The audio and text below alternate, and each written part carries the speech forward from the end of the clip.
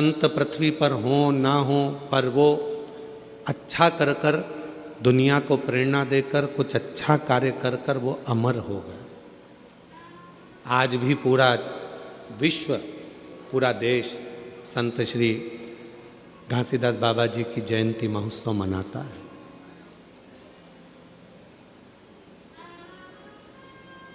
अमर होना इतना कठिन नहीं है।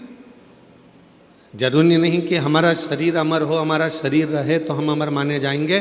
शिव महापुराण की कथा कहती है अगर अमर होना है तो उसके 4 तरीके बताए गए। उन 4 तरीकों में से कोई एक तरीका आपकी जिंदगी में उतार लो, आप अमर हो गए। कौन कौन अमर होना चाहता है? जम के तो बोलो। सब होना चाहते हो ना अमर? हम भी अमर होना चाहते हैं, ठीक है। 4 तरीके में से कोई सा भी एक तरीका अपनाना है जिससे आप और हम अमर हो जाए। पहला तरीका अपनाने के लिए तैयार हो जाओ। अपनी जिंदगी में एक वृक्ष, एक पेड़ जरूर लगाओ। आप चले भी जाओगे तो वह पेड़ अमर रहेगा। अमर होने के 4 तरीके बताए हैं। पहले नंबर का है वृक्षारोपण। अपने नज़दीक में, अपने करीब में कोई अच्छी जगह पर एक वृक्ष लगाओ, उस वृक्ष की परवरिश करो और उस परवरिश को कर कर उस वृक्ष को लगाकर बड़ा करो। हम रहें चाहे ना रहें, वो पेड़ जब तक पृथ्वी पर रहेगा दूसरे को छाया देता रहेगा। लोग तुम्हें याद करते रहेंगे कि हमारे काका जी ने ये पेड़ लगाया था। ये अमर होने का तरीका है।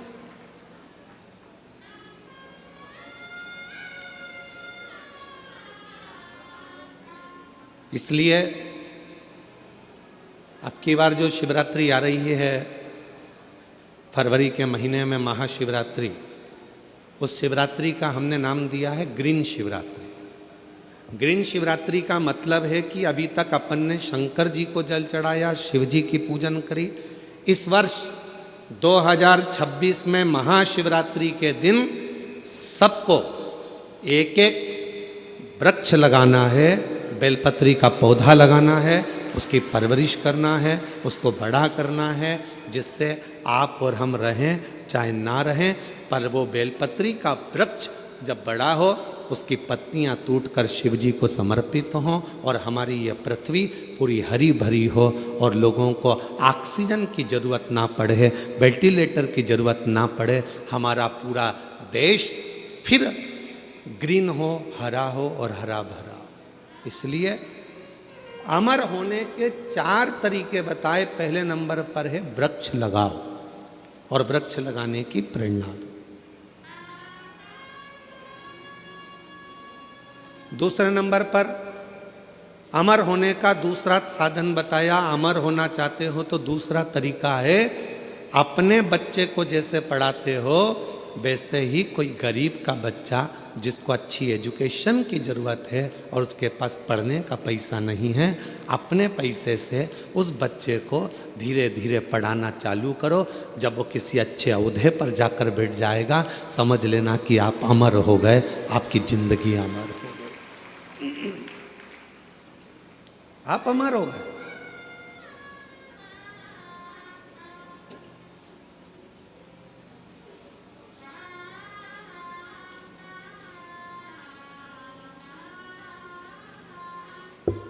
तुम्हारे मरने के बाद चौराहे पर तुम्हारा पुतला लगे चाहे ना लगे, तुम्हारे मरने के बाद घर के लोग तुम्हारा पुतला तुम्हारी जमीन पे लगाएं ना लगाएं, तुम्हारे मरने के बाद तुम्हारे घर के लोग तुम्हारा फोटो लगाएं चाहे ना लगाएं, पर अपने जीते जी ऐसा कर्म कर कर जाना कि मरने के बाद भी लोगों के दिल में तुम्हारी जगह बनी रहे, तो अमरता। तो आप अमर हो, वरना अमरता का। तीसरे नंबर पर बताया कि हृदय की मिठास, प्रेम लुटाते चलो, प्रेम देते चलो, अमर। वो एक गीत की लाइन है ना, वो राम आए जो दीन दुखी राह में आए जो दीन दुखी सबकी गंगा बहाते चलो प्रेम की गंगा बहाते चलो ज्योत से ज्योत जलाते चलो ज्योत से ज्योत जलाते चलो प्रेम की गंगा बहाते चलो प्रेम की गंगा बहाते चलो राह में आए जो दीन दुखी राह में आए जो दीन दुखी सबको गले से लगाते चलो सबको गले से लगाते चलो। तीसरा साधन है अपने व्यवहार को मीठा रखिए, प्रेममय रखिए, स्नेहमय रखिए, अच्छा रखिए, व्यवहार श्रेष्ठ रखिए।